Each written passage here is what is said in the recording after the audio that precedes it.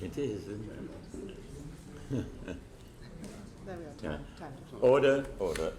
Well, welcome again, Prime Minister, to what is the 11th, but also the final question session. Sorry? The final session of questions with the Liaison Committee. Today we have 3 themes. You were notified as normal as of themes, but as before, you've been given no indication of the questions.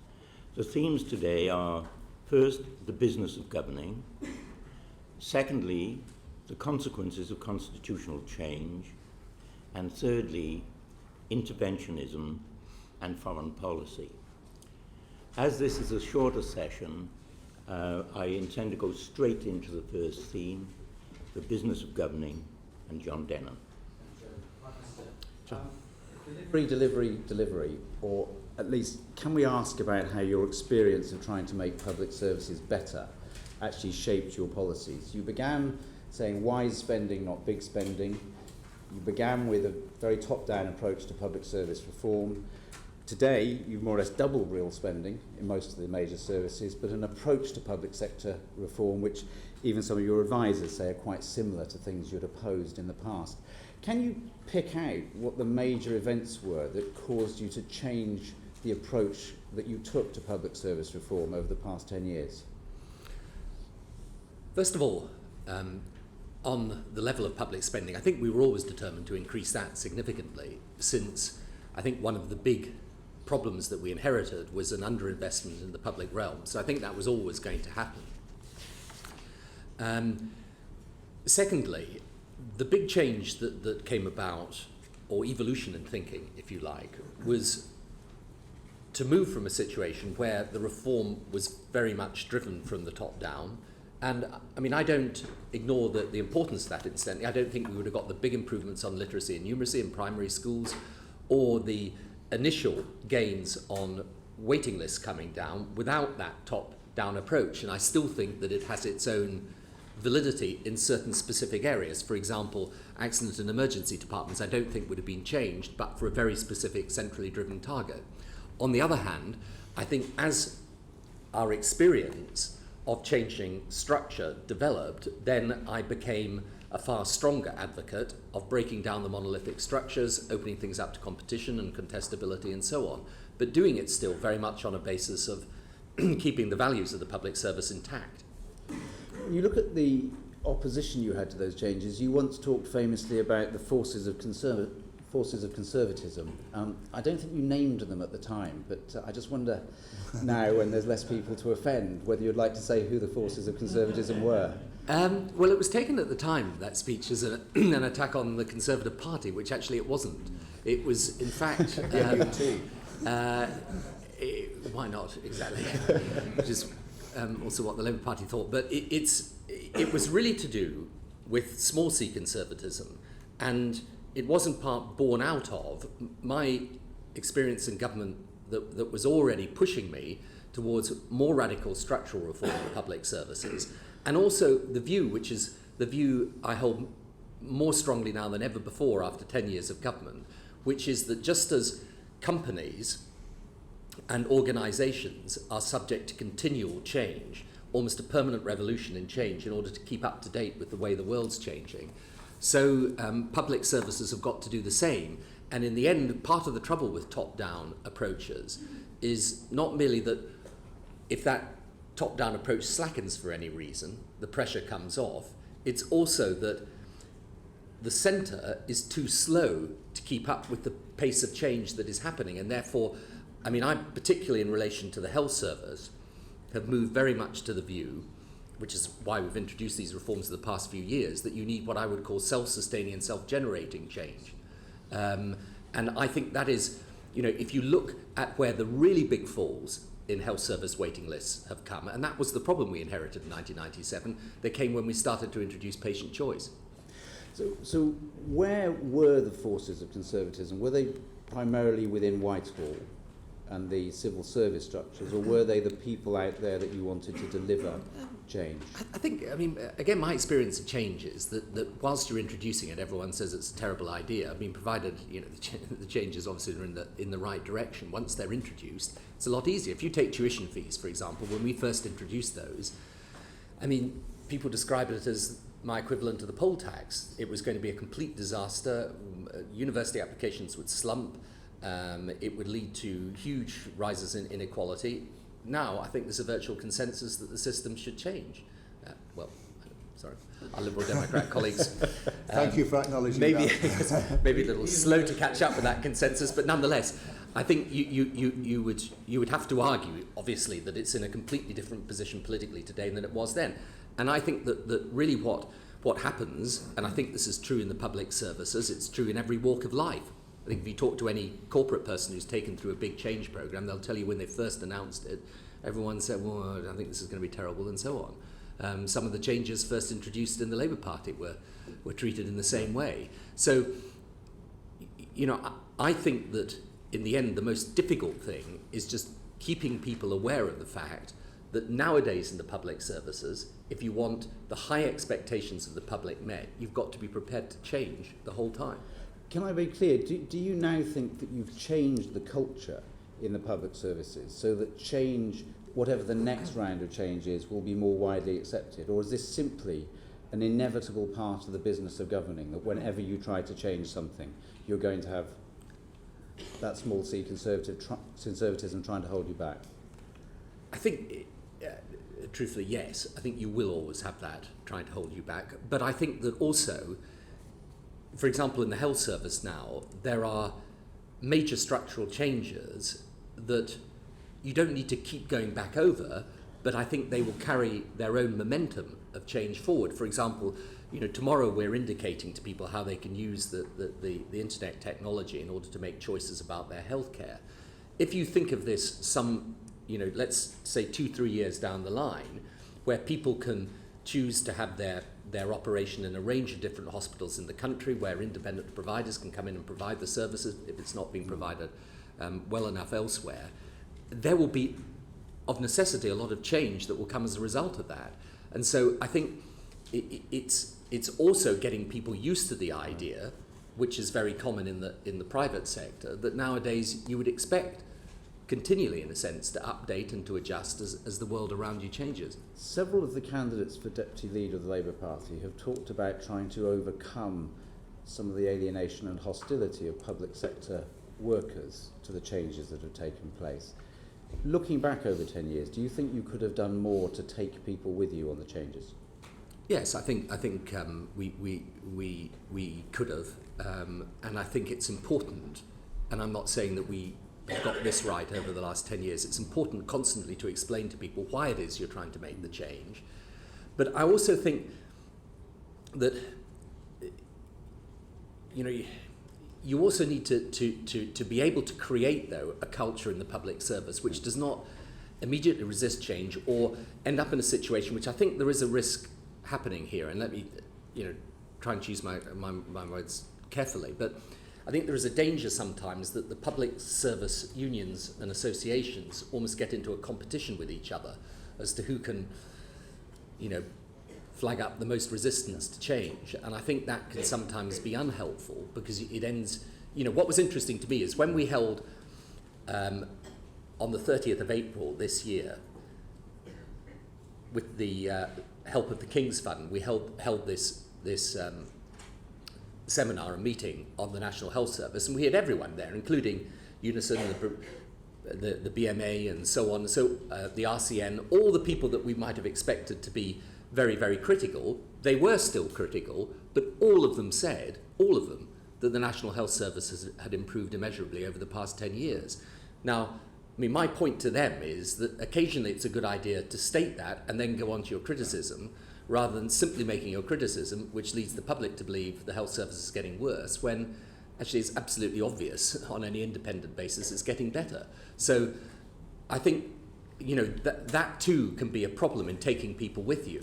In other words, if you get into a bidding war between the various organisations as to who's going to stick it on the government most, sometimes that is actually self-defeating in terms of the morale of the organisation.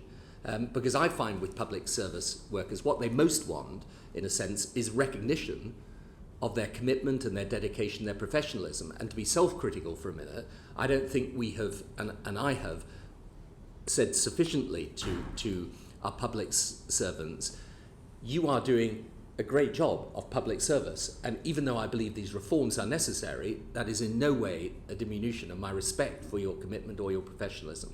Now, sometimes we say it and it doesn't get heard, but I think perhaps we need to do more there. Thank you. Dr.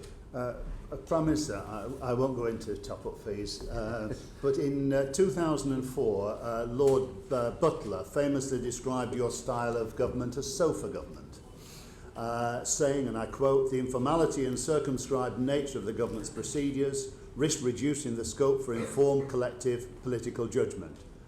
At what point, Prime Minister, did you decide to abandon cabinet government and rely on sofa government with the approach of hand-picked friends and special advisors? That's not a loaded question anyway, is No. I think, in fairness to what Robin Butler has said, and I think I've said this before, and he was there for, I think, about 8 months of the government as we came in, and incidentally did a very good job of helping the transition, which is a big thing to do after 18 years of one party being in government. And I've already said that I think in the first period of time, probably, for a time you were still functioning almost mentally and psychologically as an opposition party rather than a governing party.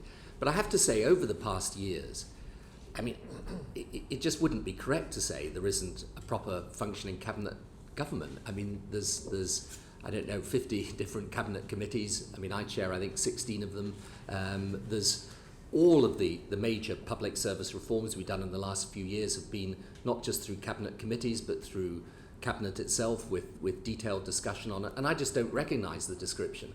I think the other thing that's really important to say, however, is I don't believe, having done this job, I am the first Prime Minister that has also discussed issues with a few people who work closely with me or with individual cabinet ministers.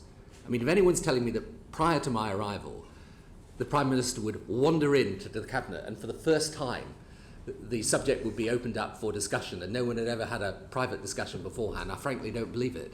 I mean, I'd be fascinated to hear if that were the case, but I don't think it is really correct.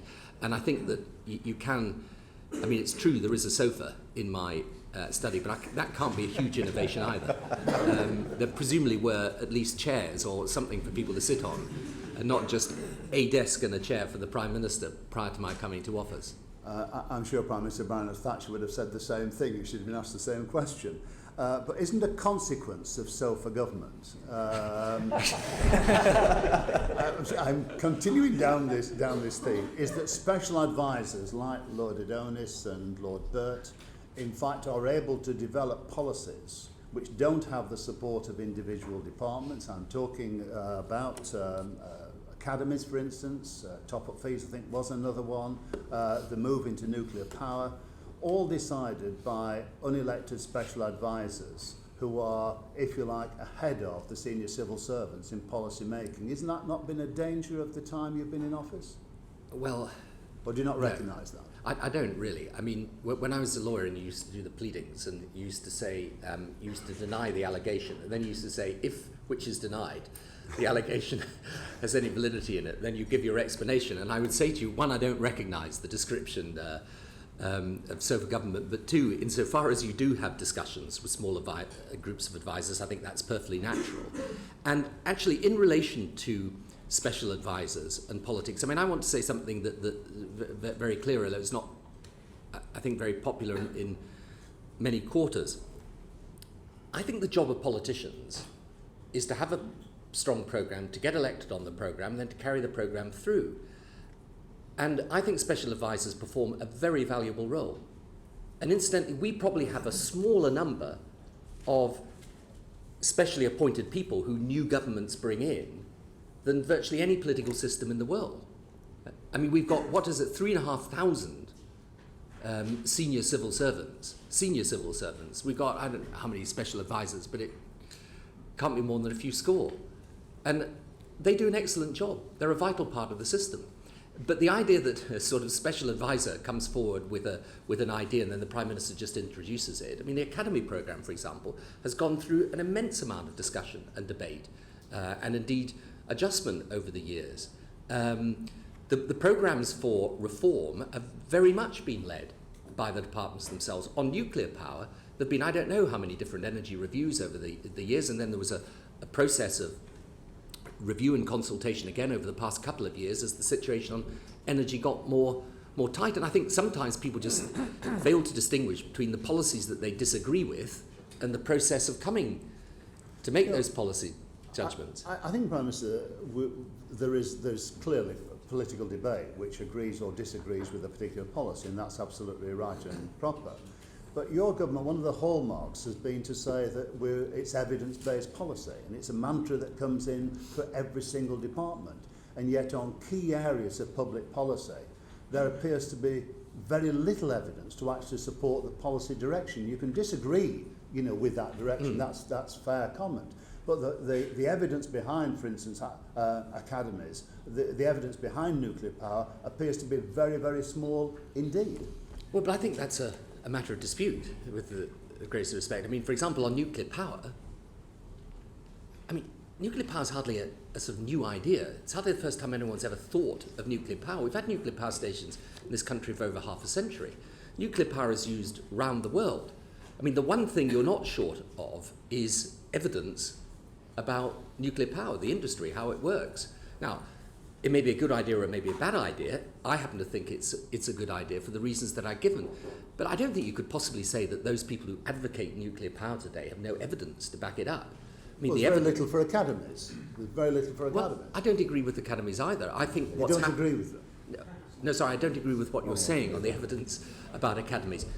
The reason why we have moved, and now have moved even further in the academy direction, is because of the experience that we've had, which is that if state schools are given greater independence and greater freedom, if they're allowed to develop very much their own purpose and ethos, it improves the standards. And we've been specialist schools, we're one step towards that. Then we've got trust schools, and we've got academies. I mean, I think, again, you can see plenty of evidence for it. And actually, the single best piece of evidence for academies are the numbers of parents trying to get into them. I mean, these academy schools were usually schools which had falling roles. They're now heavily oversubscribed. And I'm a great believer in trusting the judgment of parents in relation to schools. I think that if parents are trying to get into a school, it's not a complete indication of whether the school is good or not, but it's a fair enough indicator, I think. And my experience of the school situation is that the academy programme is popular now, and I think in time to come it will develop even further. But it will develop in a sense on the basis of the evidence.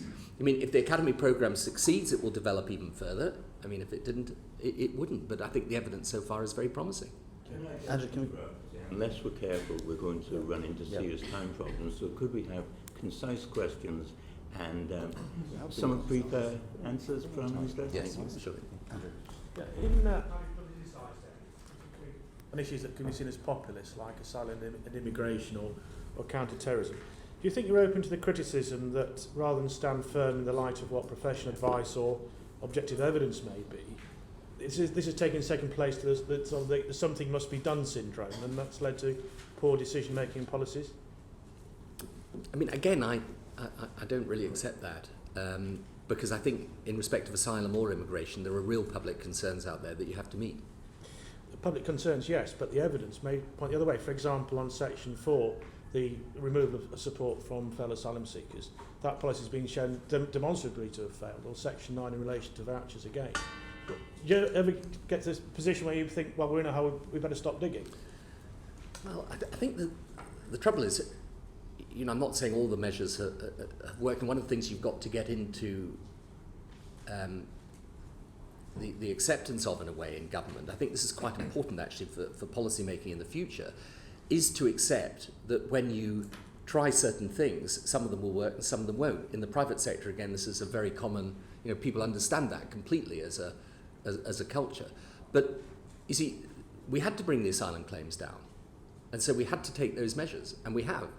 And, you know, the asylum issue is still a very potent issue out there, but 3 or 4 years ago, the numbers had risen, you know, vastly, and it was causing real difficulty. In respect of immigration, there are real fears and worries that we have to meet. Now, I'm not saying all the measures have succeeded, but I'm absolutely certain if we hadn't taken those measures, we'd have been subject to far greater criticism. Yeah, I mean, the point I'm making, Prime Minister, is that, yes, you've got this something must be done coming from the public.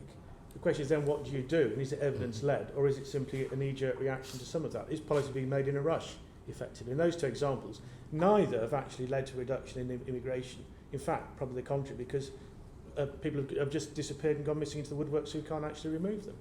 Yes, but then I'd say if you looked at the measures taken as a whole, they actually have been effective. I mean, I'm not saying in every area they've worked as well as they should, but if you take them as a whole, they've worked, I think, far better than people ever anticipated, which is why we actually, for the first time ever, reached the tipping point last year. Do you think that there have been decisions made on policy where the evidence has actually pointed in the other way, simply to satisfy the public, or is it best ambiguous? And if so, do you regret any of those sort of decisions? No, and I think that this is, if I was to be self-critical of the government, I don't think I'd be on this particular line of criticism. I think what is more difficult is whether the pace and the scale of change has happened fast enough in certain areas. My criticism is almost diametrically opposite from the criticism that is often made. Now, I've got all sorts of reasons and explanations for that, but I would say, for example, in the health service, but also I think in the law and order field and to an extent in education, it has only been in the last 2 years, 3 years, that we've really been pushing this forward with the vigour that I think is now absolutely necessary to do. Now, there are all sorts of explanations that we could probably never have got the consent for doing these reforms if we'd started them right at the very beginning. But nonetheless, I think that is the area where, as I leave office, I focus on most. I think this idea that we kind of just do a knee-jerk reaction to whatever the public, you know, headlines of the day is not correct, really. I mean, this is, you know, in each of these areas, in particular asylum and immigration, I mean, we were working on that from the very early years of government, often finding it extremely difficult, incidentally, to get legislation through the House of Commons because it was fiercely controversial. Or maybe not based on evidence. Well, except that now it has gone through. It's interesting how the next time we were thinking of legislation, people wanted us to go further rather than retreat from it.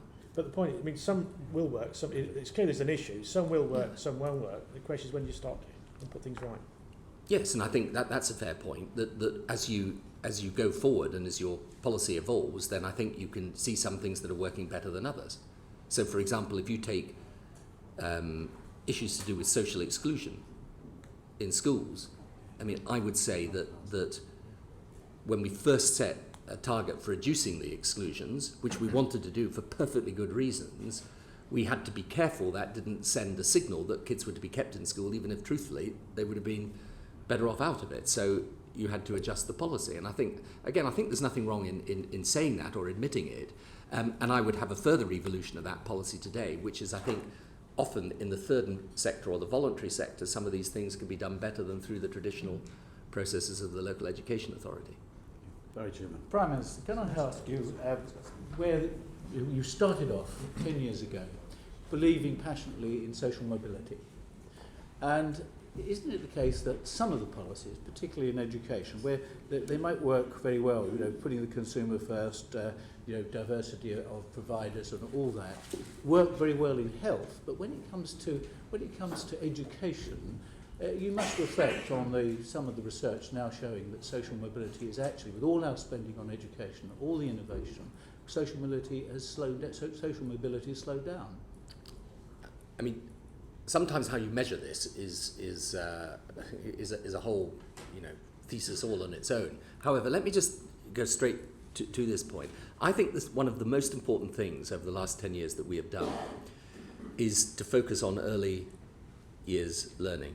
And I think in time to come, the Sure Start programme, the children's centres, the additional help on nursery education, these are things that will repay it themselves, not in the short term, but in the, or even often in the medium term, but in the long term. And I think they will make, I mean, I've seen for myself enough evidence in different parts of the country of where, combining the early years services on one side, reaching out to families who otherwise would be left behind, has made a fundamental difference to many people's lives. But in Sure Start, that was a classic case of evidence-based policy. Indeed, you followed it through when only a third of them were working very well. You switched across the board and learnt from the early experience. But when it came later on, if you look at the area of skills, here we have a tremendous problem with skills. Leach points out that there won't be any unskilled jobs practically by 2020. In the area of skills, you're actually forcing people to do level 2 qualifications, where a lot of other qualifications that give diversity and choice are being squeezed out of the system. So, there is another different area where you're not taking the same principles through. Well, I think specifically on the level 2 point you make, I think there is an area there we need to look at very carefully. And I think that is a fair point. I mean, its purpose has been obviously to get more and more people with the level 2 qualifications, but I think it's a fair point to make. However, I would say that the changes we made in further education colleges, and you will know this better than me, and I've visited several just in the last few weeks, are producing real results and benefits in the types of skills that those further education colleges are giving their students. I would say, secondly, that, of course, the whole purpose of the academy programme is in some of the poorest parts of the country and with the poorest kids, to give them a greater opportunity in life. Since there's, people say, what is the single most important thing we can do for social mobility? The answer is education, in my view. That is the single most important thing. So I think we are improving the life chances for many, but, again, we need to adjust this. We've, I think, quadrupled the number of apprenticeships now, but we need to make sure they're of real quality. I think when we introduce the 14 to 19 changes, which will start in 2008 and build up over time, I think that will be revolutionary, actually, in terms of the way we handle vocational education in our schools. But you mentioned the word revolutionary 2 or 3 times this morning. The one revolutionary thing that many of us wished you'd carried on with was the radical reform of qualifications from 14 to 19. And all of us, many people, certainly in the education sector, wonder why you did the research, you had the policy, and at the last minute you rejected the Tomlinson proposals. And this is a country where we have a genius for turning diversity into hierarchy. Aren't you now worried that what happened with Tomlinson was the big missed opportunity? Why did you do it? No, I don't think so. I mean, of course, we are doing what Tomlinson recommended on the vocational side. But I think to have merged the academic and the vocational in that way and had one diploma, I just think people would have been confused by that. And I think you'd have ended up getting into a huge debate about A-levels or dumbing down. And I just felt that it actually wasn't a sensible change to make. But that is often then taken as we dumped Tomlinson. We didn't. We accepted the vocational recommendations. But we may now have a hierarchy where the brightest kids do A-levels, the less able do apprentices, and in between there's the new diploma. Well, my answer to that is not to mess about with A-levels, it's to improve vocational education. And the one thing I think about these hierarchies, in inverted commas, is this. You can't, in the end, fool the kids, the parents, and the employers. Yeah. If the vocational education that the students are getting is of high quality, then that will establish its own answer to the hierarchy problem. But Prime Minister, it was all on course. What pressures made you change your mind? I think you were at one stage very much for this radical reform. Something changed your mind. You had Adonis behind it, you had Schools Minister, David Miliband, you had those working parties. It was the most thoroughly researched piece of research ever. and you seemed to be for it right to the last minute, and then it was clear that you decided you couldn't go that far. Why? I mean, it's not actually correct. I mean, Okay. when I was always very, very sceptical of the notion that it was a good idea to get rid of A-levels. I mean, what I was completely determined to do is to change vocational education. That is true, but I was very sceptical of it for the reasons that I've given. And as the debate went on, and this was a classic example actually of having a very intensive internal discussion in government, I became more convinced that it was problematic. And in the end, I mean, absolutely no disrespect to Professor Tomlinson, because he did an excellent job. I mean, I felt that it wasn't the right change. What was the right change, however, was to strip down and streamline, as we are doing, the vocational qualifications, to get them really sorted out, and to change the further education colleges as well, which are undergoing now a process of change. And I think that's great, because they've been the Cinderella service of the education system for too long. Now it's time for you to draw a breath, Prime Minister, or we move into the second theme, which is the consequences of constitutional change. Peter Luff. Prime Minister, I'm searching for the adjective. Let's call it remarkable, that speech you made about the media last week. In that speech, you lamented the declining importance attached to Parliament. You said you'd change nothing, and, quote, what has changed is the way Parliament is reported, or rather not reported. Are you seriously asking us to believe it's all the fault of the media? No. I'm simply saying that it's certainly not all the fault of anyone.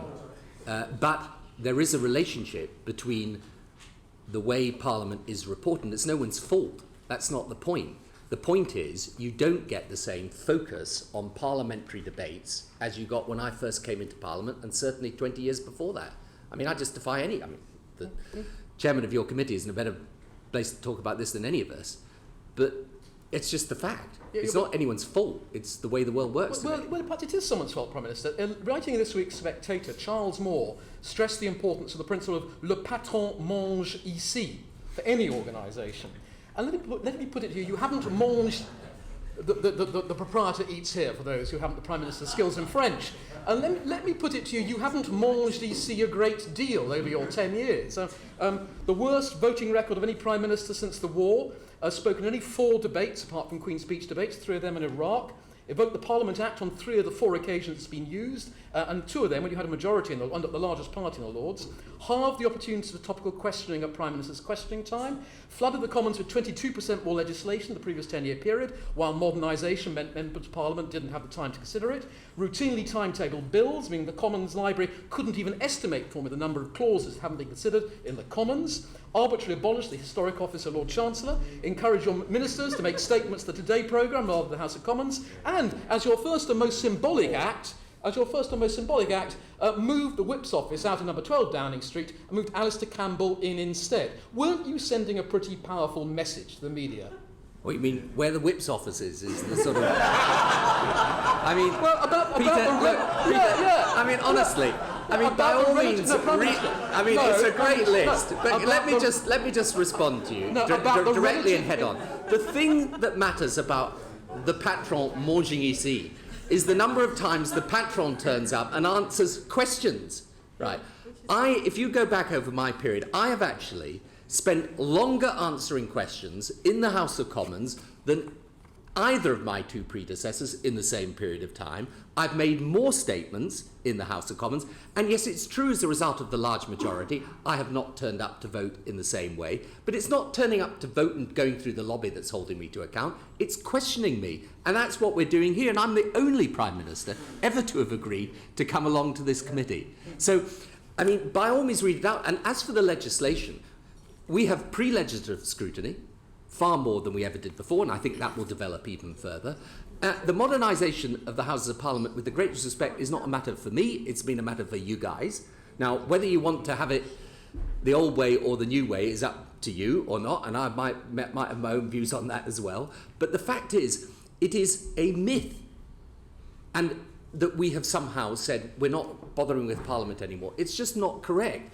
And the reason why I think it's important to sort of nail this down right now is that actually we do need to look at more innovative ways of having a proper public debate. That's why this forum, that's the reason I agreed to come along to this forum, because in the end, I think we probably get as much, if not more, out of this type of more informal dialogue when you can go into issues in detail over a period of time than you could really with the Prime Minister's question time, which, I mean, let's be absolutely clear. Of course, it's a major part of holding the Prime Minister to account. It's also a debating joust. Well, Promise, I anticipated you might say that about this committee. Now, look, So you've got another list. We're among friends here today, aren't we? And no one's really listening. So can you give us some tips? Because frankly, I don't think we got a great deal out of these sessions over the years. And I wonder why that is. Is that because you're too good for us, or are we doing it wrong? So can you give us some tips for your successor so we can actually make a more effective use this time when Gordon takes over? I think it depends what you want out of this, and it also depends what you want out of holding the Prime Minister to account. Because there is politics as theatre and there's politics as discussion. Politics as theatre is what happens at the Prime Minister's question time. Now, as I say, I think it's absolutely a major part of our constitution, should be maintained and all the rest of it. However, it is politics as theatre. Politics as discussion is what you do get out of this. Now, I've just had an interchange where I've actually, frankly, said what I think are the problems with the public service reforms that we did, or the rationale behind it. And the point that I'm making to you is, when you say, what have you got out of it, you ask in your own mind what you measure that as. Because I think this is the point that I was really trying to make, is that unless you get a whole lot of headlines tomorrow saying, you know, Prime Minister flawed, on, you know, rocking on his heels, didn't know what was going on, etc., that you will feel you haven't got anything out of it. But actually, maybe what you've got is a proper discussion of policy, which is, in fact, what politics should be about. And what we're all doing, and I just say, because I'm off out of it next week, as you know, in relation to this job. All I say to you is that, in the end, most of us in politics come into politics because we're interested in ideas. And too little, in my view, of the present debate about politics is about ideas, is about things that are really happening to people in the real world, and too much of it just revolves around scandal, controversy, people bashing each other. Well, let's get on with the policy, Prime Minister, but don't just say it. You're good at theatre, so let me just say parting is sweet sorrow. Practical Mike. Thank you very much. Prime Minister, ideas. You seem to have changed yours on the House of Lords. Why? Really, I haven't. Oh, so good. Let me say that when I asked Jack Straw to have a look at this and see if we could find a way through, I mean, I said, look, if you can find a consensus, I will back that consensus. I mean, it's not he fair. couldn't, could he? And as it happened, he couldn't. True. So my actual view remains pretty much as it's always been. So you favour a non-elected second chamber rather than a hybrid or an elected one? I do, actually, yes. And are you going to advise your successor that that way lies wisdom?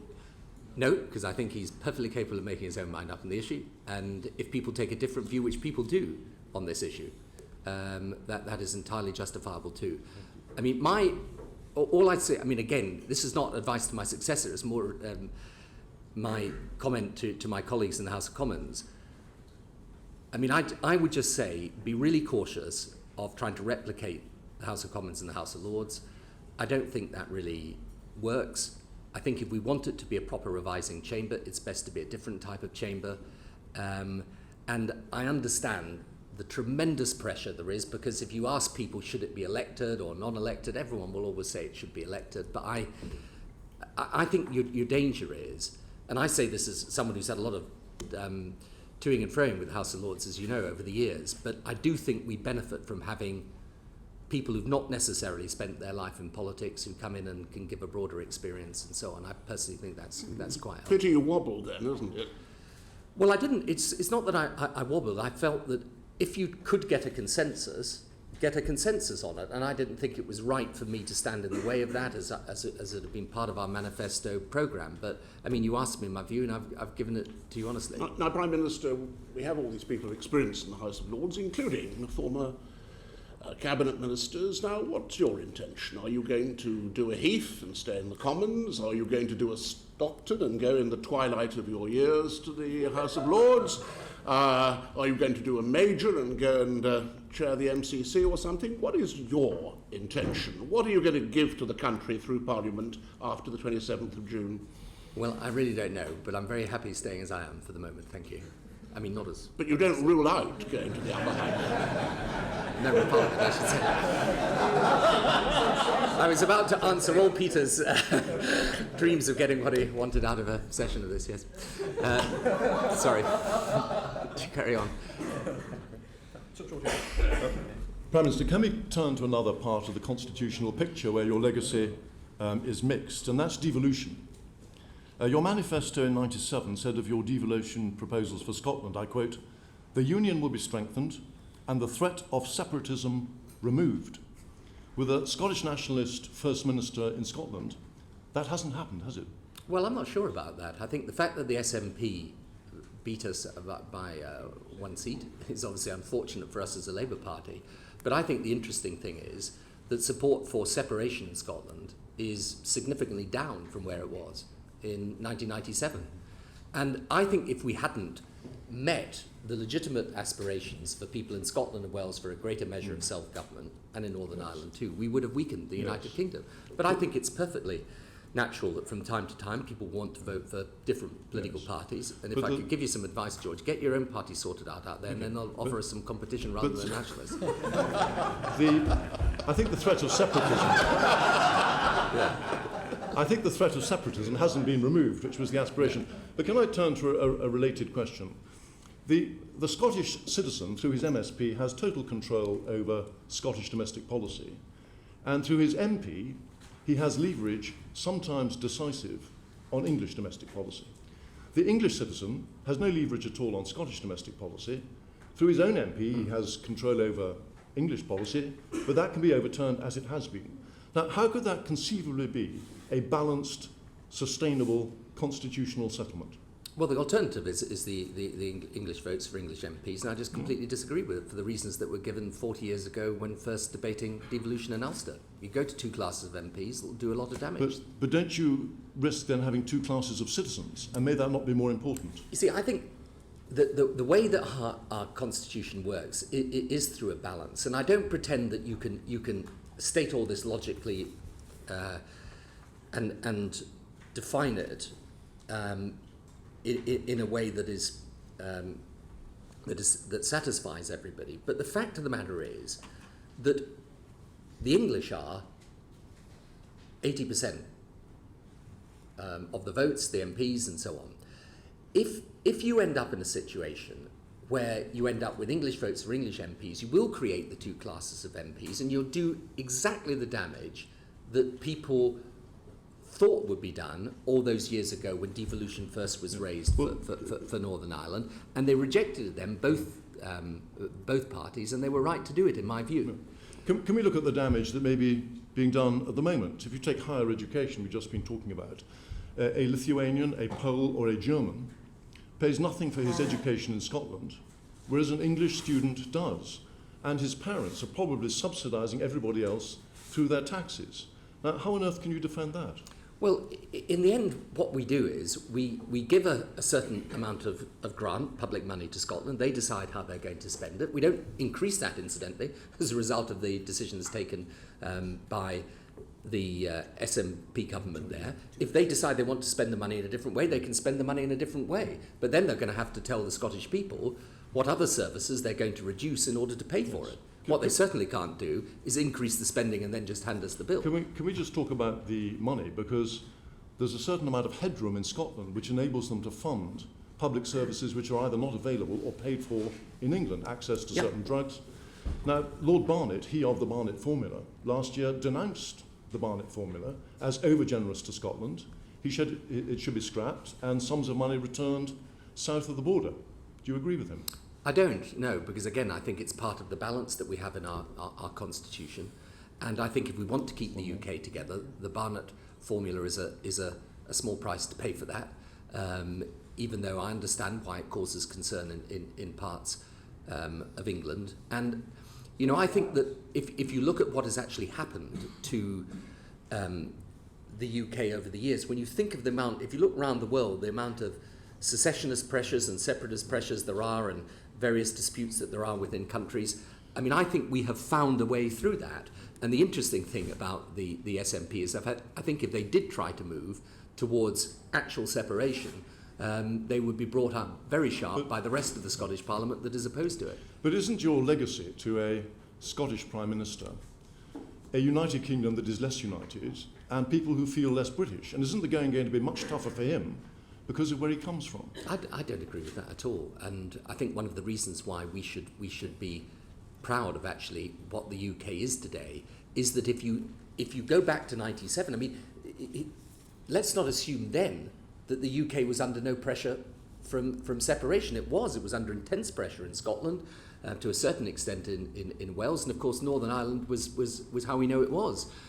I think if you look at the UK today, it is stronger. Now, of course, you'll get different governments from time to time, and I think that over time, incidentally, and I mean, I was only half joking when I was talking about the Conservative Party there, you will get a proper policy debate with a different policy agenda that will be more, more conventional in terms of parties fighting each other, whether in Scotland or in Wales. Indeed, I think you can see that happening in Wales. But I don't agree that the UK is weaker today. The fact is, as I say, if you look at what has happened in Wales, the Nationalist Party have had to eschew separation there, and if you look at the SNP in the recent campaign, they did everything they could to run away from the issue. Promise, we must move on, I'm afraid, to keep the time. Sorry. Stop. Prime Minister, your original proposals to balance devolution in Scotland and Wales in England were to move to directly elected assemblies in England. That's not happened because of the no vote in the North East, and there is a perceived democratic deficit in regional government in England. Do you regret not being bolder at the start and just imposing a elected regional government system on England? No, because I'm actually not sure that is the way forward, if I can again be completely frank about it. I mean, one big measure of devolution that we did do, of course, and people forget this when we talk about devolution of England, is that in London we have a mayor and an assembly. I mean, after all, that is the major, Absolutely, larger but city. the rest of England, outside London, is left with nothing between, no directly elected government between the national government and local councils. Yeah, but I am more.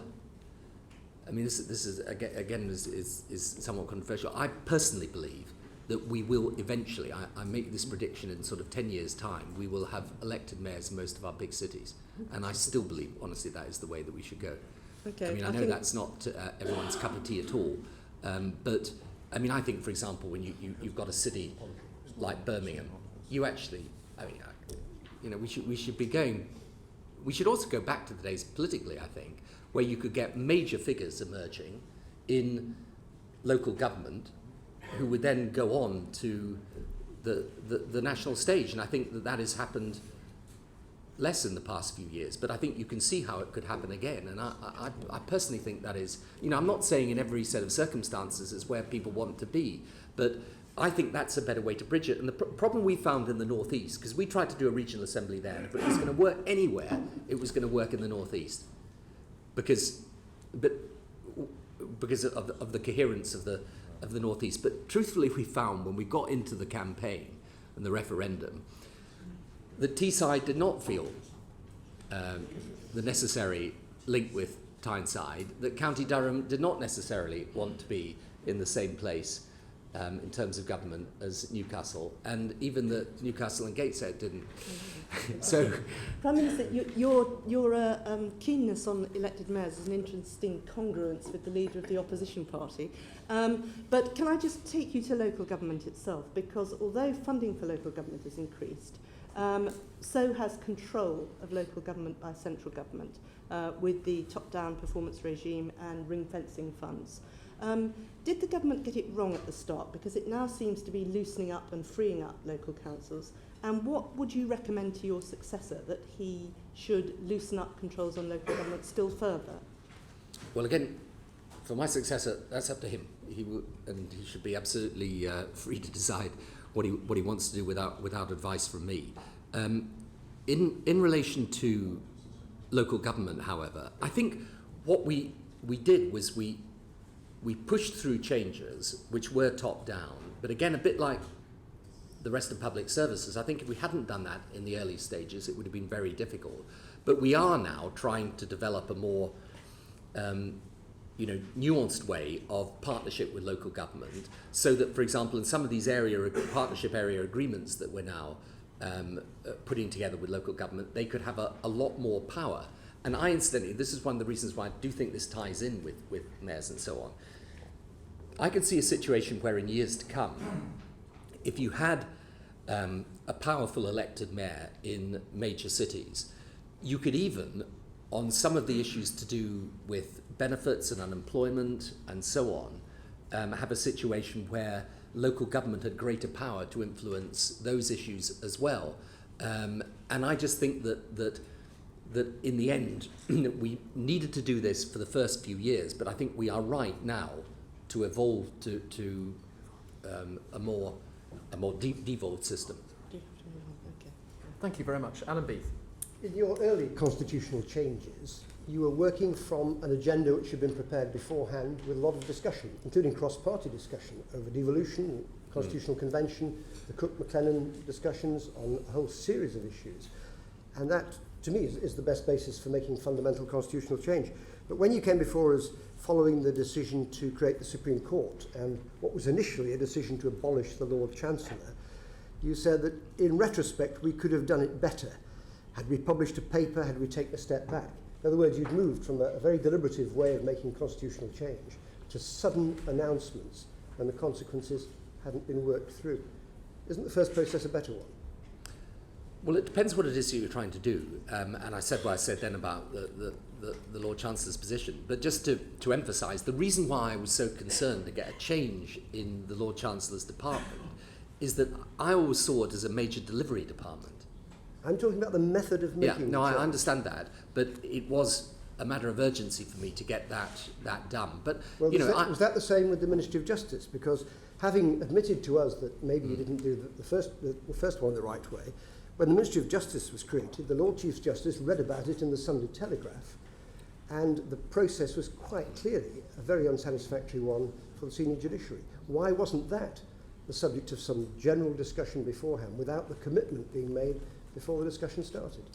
Well, that was a different situation altogether. I mean, these proposals for changing the Home Office responsibility and moving to a Ministry of Justice were put to me within government late last year. They were then subject to a whole set of discussions within government, and it's a machinery of government change that I happen to think is right, although there is a perfectly valid alternative point of view.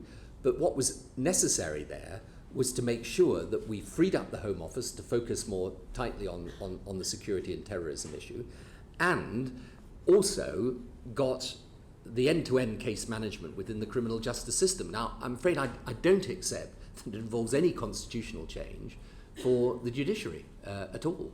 The independence of the judiciary is now protected in statute. We will have a judicial appointments commission that appoints the judges. That's actually a step forward. And I'm afraid, I understand the worries that they have over bargaining and financing, but that should be resolved in the normal way.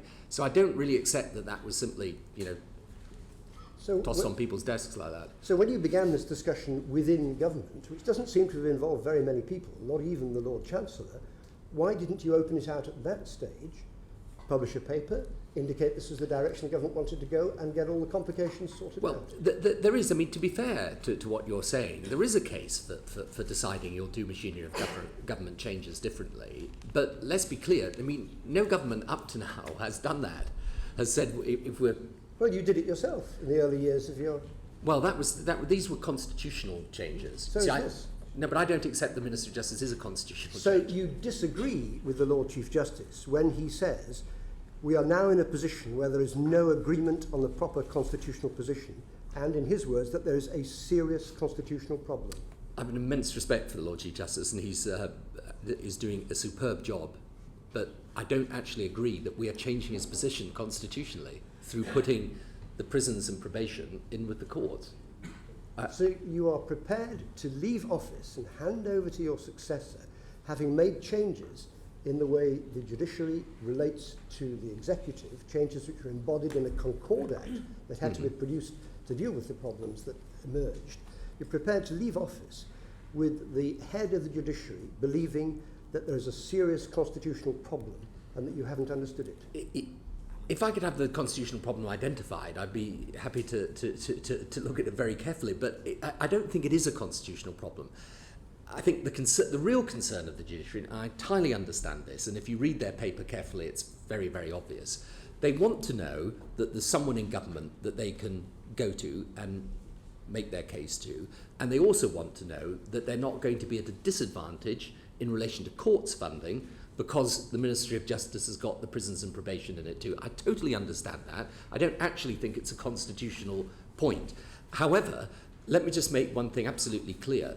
In the early days when we were negotiating with the Liberal Democrats and others on constitutional change, I mean, I think it did work well. I mean, but those were major constitutional changes. They were things like proportional representation for the European Parliament. And I mean, truthfully, what happened, I think, Alan, as I think you would probably accept, is that when we came to the later stages of this, and in particular on the House of Lords, we couldn't really find agreement. So that was really the problem. But I think you'd better have a meeting with the Lord Chief Justice before you go. I think that's just a statement of the question, Prime Minister. Mr. Conti wants to look forwards at it, I think, rather than backwards. Thank you very much. I like this idea of sort of having a chat, you know, instead of trying to score points. So pull up your sofa. I want to talk to you about the European Constitution. First, I want you to actually accept my thanks because I think you've lifted the veil a little in the last week over the process that we've been trying to see through in my committee for the past 6 months of actually discussing what will be a treaty that will take Europe forward. And I have a couple of questions on that. What proposals from the Treaty for a Constitution for Europe, the previous constitutional treaty, would have to be in the treaty that you are presently negotiating for a referendum to be required before it is put to Parliament? Well, I think the most important thing here is that, I mean, I never had the feelings about the constitutional treaty that other people had because we'd actually negotiated a very good deal for the UK. But I accepted in the end that it was a treaty which by its very nature and the way it was put forward led people to say, well, this is something of such a fundamental nature that it should be put to the British people. Now, I didn't always accept that argument. But that's what you said. Exactly. Now, in my view, if people want an agreement, this week, we've got to go back to a conventional amending treaty because the whole reason why this arises is because Europe has enlarged from 15 to 27 countries. Britain wants that. Britain has argued for it. It's a huge achievement of Britain over the past few years that it's happened. Europe needs to work more effectively. What it does not need is a constitutional treaty or a treaty with the characteristics of a constitution, to put it in the words that the Dutch have used. And in my view, we should be very clear about this, and it's important gives me an opportunity today to make this absolutely clear here and also to our European colleagues. First, we will not accept a treaty that allows the Charter of Fundamental Rights to change UK law in any way. Second, we will not agree to something that displaces the role of British foreign policy and our foreign minister. Thirdly, we will not agree to give up our ability to control our common law and judicial and police system. And fourthly, we will not agree to anything that moves to qualified majority voting, something that can have a big say in our own tax and benefit system. We must have the right in those circumstances to determine it by unanimity. Now, those are four major changes, obviously, in what was agreed before, and that is the position that we will set out. And if people want an agreement, I'm afraid we're going to have to agree on that. If we achieve that and we didn't put it to a referendum, do you reject the UKIP assertion if we did not put even that treaty to a referendum, it would be an exercise in deceit, to quote their leader? Look, there are people who, if there is a comma from the constitutional treaty that goes into the new treaty, will say this is a fundamental matter and has got to be put to referendum. I mean, let's be clear about that. So, as I've said, if we hope to stop some people whose agenda, of course, is to change Britain's relationship fundamentally with Europe in a a backward direction. If we're hoping to satisfy those people, we will never satisfy them. But if we achieve those 4 objectives, I defy people to say what it is that is supposed to be so fundamental that could require a referendum. And furthermore, let me just make this point. This is so important for Britain's relationship with Europe. You know, it is, I mean, I have been dealing with this issue over, obviously, the 10 years. It is fundamental, in my view, to this country that in the early 21st century, it is 2 alliances, one with America, the other within the European Union. It has to keep both strong. And over the last 10 years, Europe has moved immensely in our direction. And one of the things that is so important, therefore, is that we don't carry a mid-20th century view of the world into the early 21st century. And we end up separating ourselves apart from Europe at the very moment when, with a new French president, a new German chancellor, the new president of the Commission, we have people more on the British line of how Europe should develop than we've ever had. So if you failed to deliver a treaty which all 27 EU governments would accept, which basically means the treaty fell, could your European participation be judged as a failure? No, I mean, I think there's a lot more to it than what has gone on. Yeah. I mean, if you look in the last 10 years, when I first came in, we were completely isolated. We just had the beef war. Europe wasn't really moving in a British direction. If you look at it today on economic reform, on energy, on climate change, on European defence, Europe, on enlargement, Europe has moved in our direction. And I think we need to keep our position strong at the centre of Europe. Thank you. Now we move to the final theme, interventionism and foreign policy. Tony Wright. Thank you very much. Prime Minister, you'll have noticed in all the assessments that are being made of your 10 years at the moment, there's one phrase that crops up all the time, and that is the phrase, but for Iraq. You'll have seen Andrew Rawnsley in The Observer yesterday, I quote, but for Iraq, he would be leaving Downing Street able to make an unambiguous claim to be one of the most successful world leaders of his time and one of the most successful British Prime Ministers of all time. But for Iraq, he would probably not be leaving number 10 at all. That's simply the case, isn't it? No, I don't believe it's the case on the latter point. And as for the rest of it, it's a judgment people are going to have to make. But I believe that what we did in Iraq was right. And in the end, you know, you take a decision of that importance on the basis of what you believe to be right, and you stand or fall by it. When people say, as you know they often do, that it was the worst foreign policy mistake since Suez, or some people say longer. Now, obviously, I don't want to get into the argument. You will say that is not the case. Would you at least allow for the fact that that might turn out to be the historical judgment? Well, it's for others to make the historical judgment. I mean, I don't make the judgment of history. But you see, I think there is I'm just giving my view about this, because I think you can see the same thing happening in Afghanistan if we're not careful. We're making a fundamental mistake. We think that we are creating this problem. We're not creating it. It is being created for us. The very forces that we are fighting in Iraq, which are basically Al-Qaeda doing the suicide bombing, including the bombing of that shrine, deliberately to provoke sectarian conflict, the elements of the Iranian regime who are backing the Muqtada al-Sadr people down in Basra, these are the elements that we are fighting in Afghanistan, that we're fighting everywhere. And if we don't stand up and fight them back, and at some point in time we're going to have to, they're going to get stronger. And what they now believe is that they can give us, and the politicians who are democratically elected in the West, such a serious problem in terms of the destruction and carnage that they are able to cause, that we will lose our will and fall away. I think we understand your analysis because you've given it to us many times. I think the questions are about its effectiveness. You were sitting in front of us in July 2003, just after the war, and you said, and this is a direct quote from our session here, the test will be, what does Iraq look like in a year's time? We're 4 years on. We now know what Iraq looks like. isn't it a tragedy that you happen to find yourself as British Prime Minister when the crazies were in the White House? Again, it's immensely comforting to people to say, you know, if it weren't for George Bush, everything would be fine. September the 11th, you know, was planned before George Bush ever came to power. Any American president would have had to have dealt with it. And yes, you're absolutely right. I thought in July 2003 we'd removed a terrible dictator. We got in place a UN process for democracy. We were going to have an elected government. The important thing is to ask, what happened?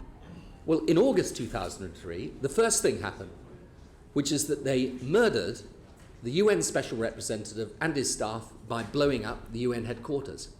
Now, at that moment, we had a fundamental decision to take as an international community. Did we say, right, we are not going to let you succeed, or did we say, this is going to be really difficult? But we're finding out more about this whole process now, and I mean, you'll tell us whether it's true or not, but yesterday's newspapers were telling us about the fears, worries that you had about the lack of preparation for what would happen after the invasion. We've got Sir David Manning, your foreign policy advisor, being quoted saying that you were terribly exercised about the lack of preparation in Washington. He was sending you memos about this. Jeremy Greenstock says you were tearing your hair out afterwards about the chaos that was ensuing. Peter Mandelson says that you came close to resigning. Wasn't it your burden that you carried us into a war knowing that there had been no effective preparation and that it was likely to be catastrophic? Yeah. First of all, I wasn't concerned about lack of preparation. I was concerned to make sure we were properly prepared. Secondly, however, the issues that were exercising everybody in early 2003, and there was a lot of work done across government in order to deal with this, were issues to do with the humanitarian situation, to do with economic reconstruction and so on.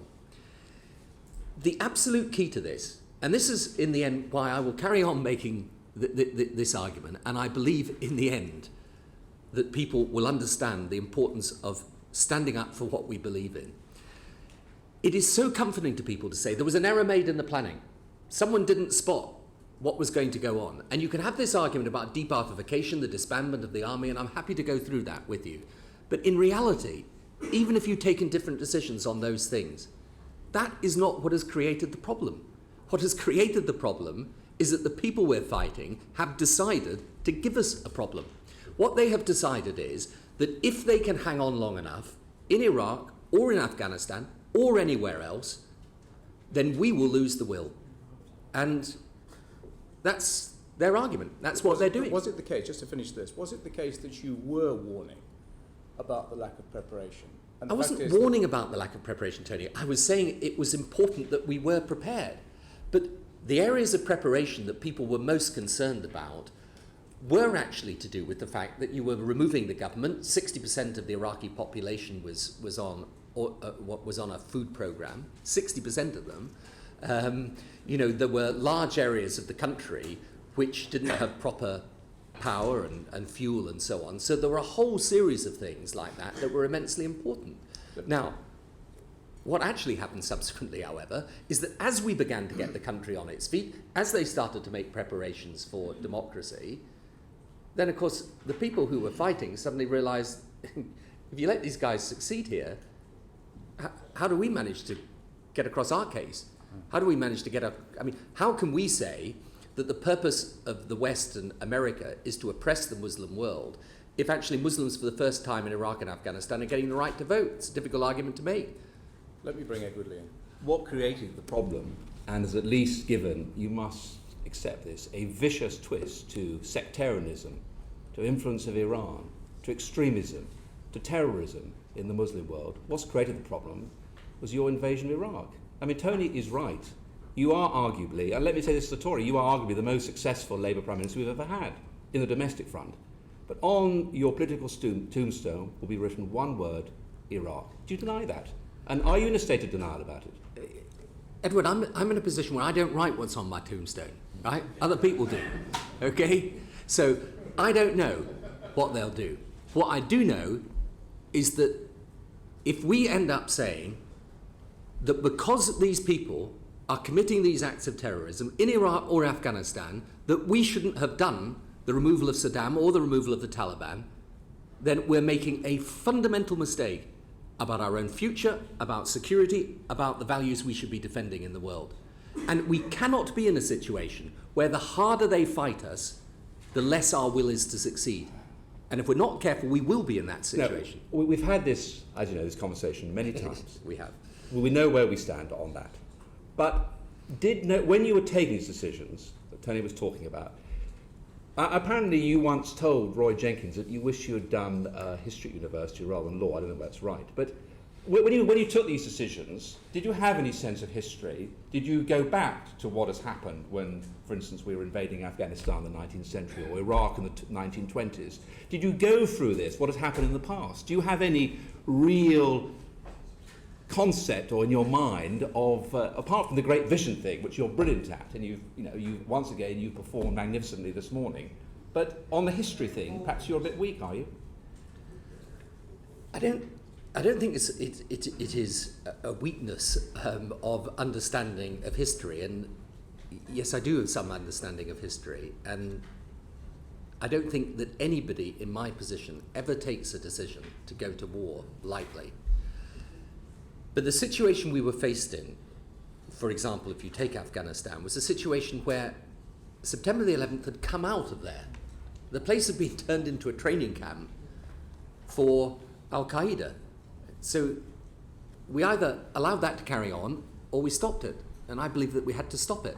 And I also believe and this is where I take, if you like, a broader view, and whether it's based on history or not, you can judge as well as I can, that the real issue is that the roots of this are deep and pervasive right across the Muslim world, and we have to go back into the roots of it.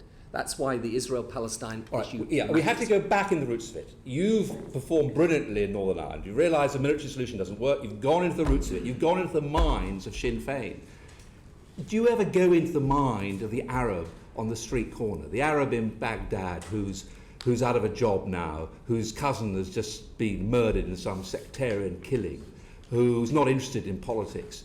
Do you understand the massive hatred of us? And whatever you say, of course we are not the terrorists, we're not killing these people, we're not suicide bombers, we reject all that, you do. But don't you realise that you have given a massive impetus to our enemies by invading a sovereign country?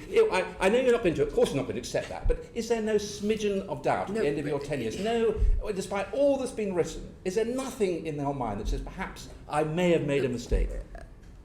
You've always got to reassess and reconsider. Of course you do. But here's what I think the problem is. This is why I think that we will have difficulty defeating this terrorism and still until we stop buying a little way into its argument, or even quite a long way into its argument.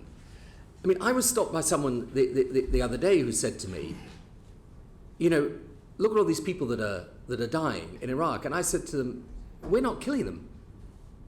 What? How can we be said to be oppressing the ordinary Muslim on the street when, if the violence perpetrated incidentally by other Muslims on Muslims stopped, we would be able to get the country on its feet? It's a prosperous, wealthy country, and its people would prosper.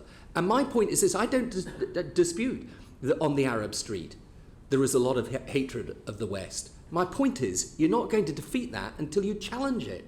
It's the same as... But you're a liberal interventionist. Don't you realise that your brand of liberal interventionism, your great ideas of peace and democracy and the values of the Western world, which we all accept around this table, are not necessarily the values of your opponents? Let me just put this last question. I think history is very important. And I was just sitting by my son's school yesterday. I saw a war memorial with 120 names from the Great War. And I thought, how can these people actually ever take us into war? How can they interfere in other countries in the way I think that you have done? In the dark watches of the night, is there never this regret? Do these thousands of people who've now died as a result of your decision, do they never come back to haunt you, or are you just completely filled with self-belief? Well, it's not it's as simple as that, is it? Of course, I accept a deep and profound responsibility for what has happened, and anybody who's ever sent people into action, particularly when our troops are killed and doesn't feel the weight of that responsibility, is not a human being, and I am a human being. But I also say to you that we had an example when we didn't intervene in Bosnia. 250,000 people died. In the end, we had to intervene. And when we intervene, and I've done it 4 times now, in Kosovo, in Sierra Leone, in Afghanistan and Iraq, I think the question that also has to be asked is, supposing in this modern world where we are linked together, we don't intervene. That's why I'd favour intervening in Darfur now. If we don't end up in a situation where we take action, then look at Rwanda, where how many? 2-3 million people died. And the fact is, Edward, in the end, when we do intervene and we give people a proper democratic process, please don't believe this, that the ordinary Arab doesn't want democracy or freedom when we do. It's just rubbish. Of course they want it. Of course, what country has ever chosen not to be a democracy? It's just nonsense. It's what oppressive people do to justify their oppression. They say democracy and freedom are Western values. It's rubbish. They're the universal values of the human spirit, and they always will be. And the fact of the matter is, if these people in Iraq and Afghanistan, if they were allowed free from this terrorism, they'd be able to make improvements in their country. Okay, on intervening, Mike Gapes. Prime Minister, the basis philosophically of what you've just said goes back to your 1999 speech in Chicago, where you set out 5 conditions that should be considered before intervention. Can I just summarise them for you quickly? Are we sure of our case? Have we exhausted all diplomatic options? Are there military operations we can undertake? Are we prepared for the long term? And finally, do we have national interests involved? That case, you could say, worked with, you referred to Kosovo, you've referred to Sierra Leone. But with hindsight, would you now accept that perhaps those 5 points were not undertaken when we went to Iraq? And also, would you, in the light of Iraq and in the light of 9/11, want to change those 5 conditions in any way? I wouldn't want to change them. I think they're basically the right questions to ask. And of course, I would say that they are answered in respect of Iraq. I mean, I believe if Saddam and his 2 sons were still running Iraq, you just have a different set of problems. So, but you're right, that 1999 speech essentially set out my view that in today's world, because it's interdependent, we should be prepared to intervene. But would you not accept that the difficulties that we all know, the very deep difficulties we now have in Iraq, has actually discredited and undermined for future interventions? You've talked about Darfur, and there could be others. It's actually the case for liberal interventionism is now much harder to make because of the problems that we are now experiencing in Iraq. I think one of the odd things is that some of the people who are most opposed to Iraq are most in favour of Darfur. I mean, I don't think it actually has worked like that. But I think the one thing that we do need to recognise is that, and one of the conditions, I think, that I laid down is, are we prepared for the long haul? And I think that is the real issue, to be honest. I think, are we prepared for the long haul? That's the question I would pose. But if we look around the world, there are very few countries, even in our European Union partners, who are actually prepared to take an interventionist position as we are. And, for example, there were great difficulties in getting numbers in the NATO forces in Afghanistan. The Germans have just had this interminable debate about aircraft deployments there. Isn't it the reality that your position is not now held by many other countries?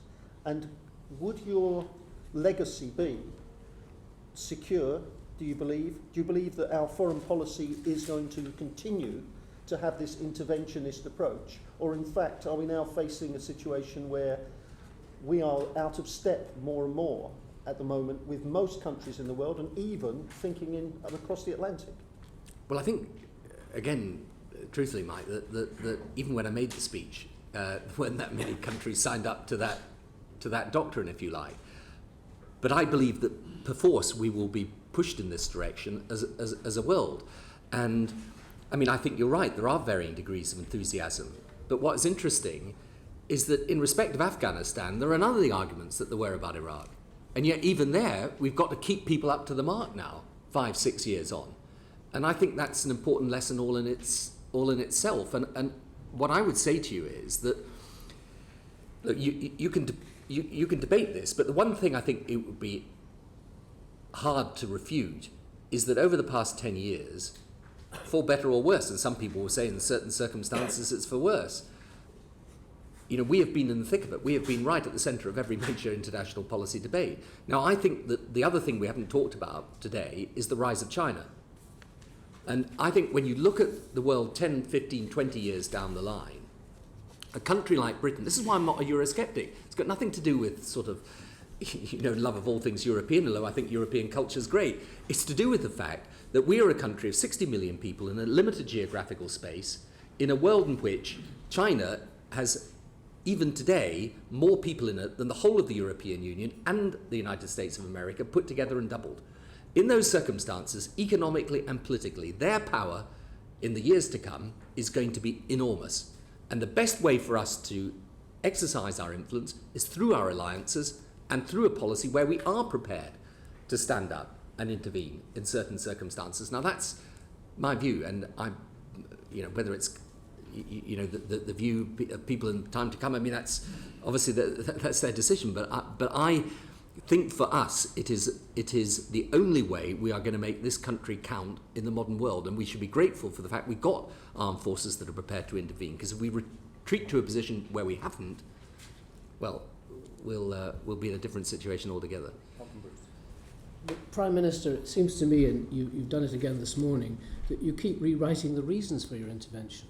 We went into Iraq apparently to move weapons of mass destruction, but subsequently claimed it was to remove a tyrant and impose democracy. And if I can ask you about Afghanistan, we went into Afghanistan having removed the Taliban for reconstruction and development, and John Reid told us hopefully that we would be out without a shot being fired. 60 of our servicemen have been killed, and the situation is deteriorating. Do you think it's right that we should be going after the Taliban in the way that we are doing? First of all, just again to correct this business, what John said, I think, was that he would like to be able to say that not a shot would be fired. I think the whole purpose of his statement was actually warn that it was going to be dangerous. It is dangerous down in Helmand, and our forces, incidentally, are doing an amazing job down there.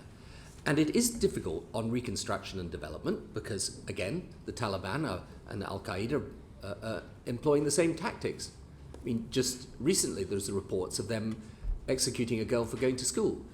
A few months back, they executed a teacher in front of his class for teaching girls. But can I say, Prime Minister, I heard President Putin using those kind of arguments to justify the failure to prosecute human rights abuses in Chechnya. I'm not suggesting we have human rights abuses.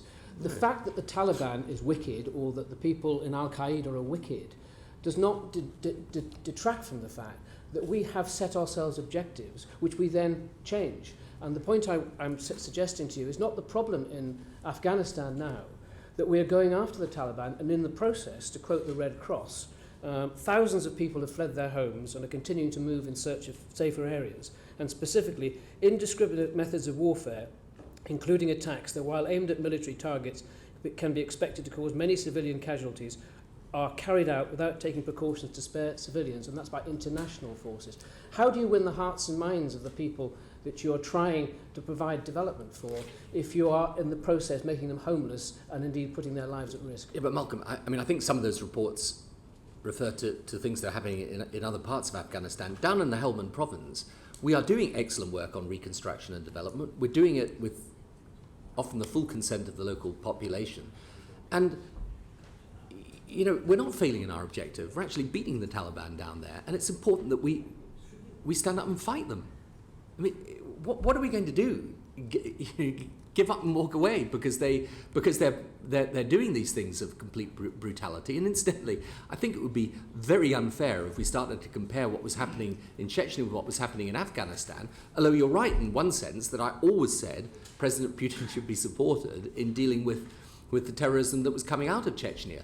But this extremism that's happening down in Helmand Province, it's not the desire of ordinary people that this is the case. Well, I can accept that, Prime Minister, but I think the point I'm trying to make is that you say on different occasions what the objectives are. When the circumstances change on the ground, then the justification changes, and that causes a weakness. But it's not really quite correct, that. I mean, the objective was to remove the regime that was there, that was sheltering Al-Qaeda, and to put in place a democratic process, which we did. Now, they're fighting back, so we've got to carry on fighting. Well, can I then perhaps put a final question to you? You also mentioned Palestine, which has exploded over the weekend. And can I ask what you would say to a Palestinian woman who said to me when my committee visited Palestine, you, that is the UK, invaded Iraq to impose democracy, yet refused to recognise the government of Palestine elected in internationally supervised free and fair elections. What would you say to that woman? We have recognised the government. I mean, we've recognised the government of Hamas. We have recognised Hamas as having won the election. Let's be absolutely clear what the problem is.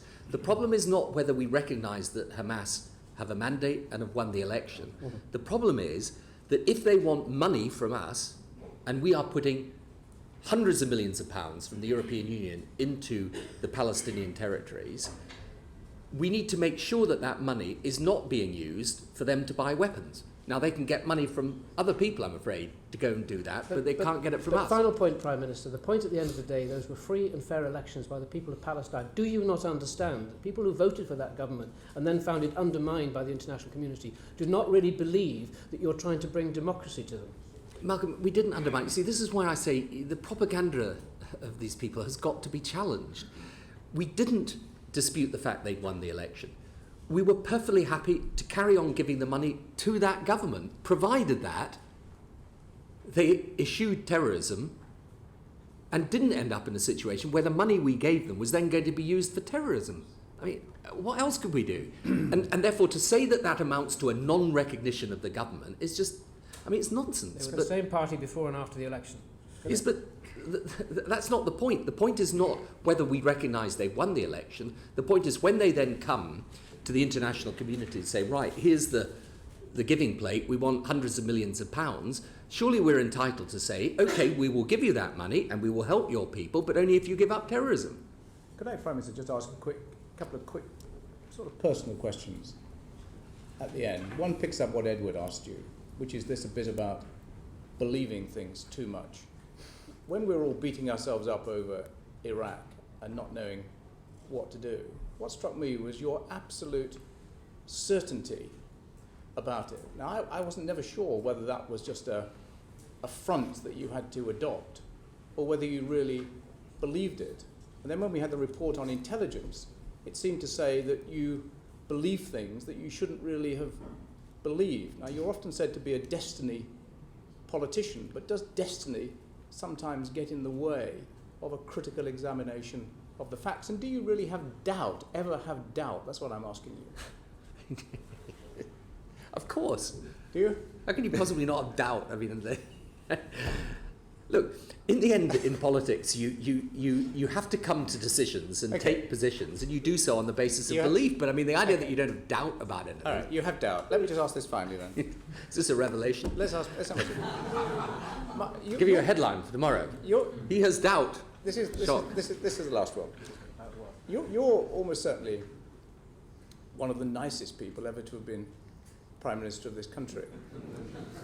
And yet... Yeah. So what's coming now then? Too late, Tony. You haven't heard the next bit yet. But your successor is going round saying that the job is to rebuild trust. How could this be? And is that code for Iraq, do you think? Well, on the first point, I don't know whether that's a compliment or not in our business. But yeah, of course, trust is a major question. But you 10 years in, I've come to the conclusion, this is where I have definitely changed as a politician over the 13 years I've led the Labour Party, is I did have a tendency to want to be all things to all people, and that's a perfectly natural political desire, incidentally. And I gave up trying to please all of the people all of the time. My highest ambition now is to please some of the people some of the time. Even that has not always been successfully undertaken. And I think that these issues are just more complicated than it appears with a simple opinion poll. And I think in the end what the public does really want in its leaders is it wants people to take the decisions and to drive forward. And I think there is a bigger understanding amongst the public than we sometimes think as politicians, that these jobs are difficult, that the decisions aren't easy, and sometimes people are glad that someone else has taken the decision.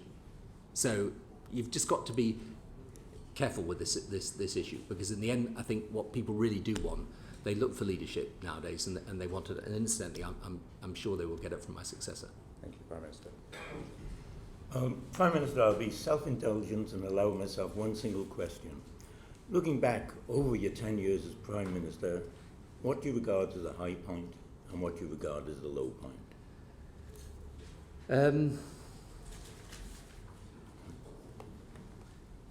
The low points are always when, for example, the Omagh bomb and the Northern Ireland process, sending our forces into battle when people die, when you realise you are dealing with life and death issues as a Prime Minister, and the high points of when you think that as a result of a decision that you've taken, sitting in Downing Street, something has happened to change people's lives. So, in fact, and I always say this to people, the thing that when I go around schools now, and I open a lot of new schools and a lot of new school buildings, I know it sounds very prosaic, but you do get a sense of a high, because you realise that was a decision that was taken in government to do something for people. So that's the way that it is. But it's whatever the high points or the low points, the one thing that is absolutely clear is that it's a tremendous privilege to do the job, and that's why you should never complain about it. I mean, I meant what I said in my resignation speech up in my constituency, which is that I do actually think that this is a great country, and I think the British people are extraordinary, and extraordinary people. And for anybody to come and be Prime Minister of this country is a complete honour, and that's the right way to look at it. So whatever the highs and lows as you go through it, that's the sentiment that you should leave with. And the judgments that people make, well, they will judgments they'll make now, the judgments they'll make in time. Well, Prime Minister, as the House of Commons geriatric, I can say something without being presumed to be seeking something in return. This has been a new experience for you, a new experience for us. I have to tell you, I found it a fascinating experience over the 5 years. I think my colleagues sitting around the table will say whether they agree with you or disagree with you. They've enjoyed it and they found it worthwhile, and they think it created a precedent that we hope will continue. So may I personally wish you well, and wherever your future ambitions take you, may you enjoy yourself. Thank you all very much. Thank you. Thank you.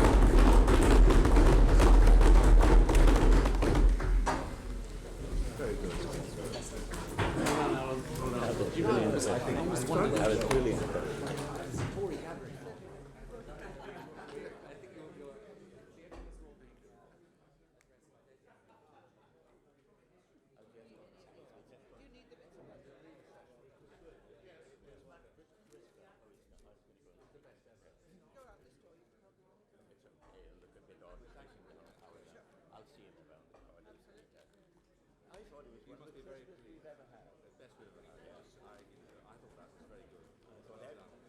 Did you think that was good?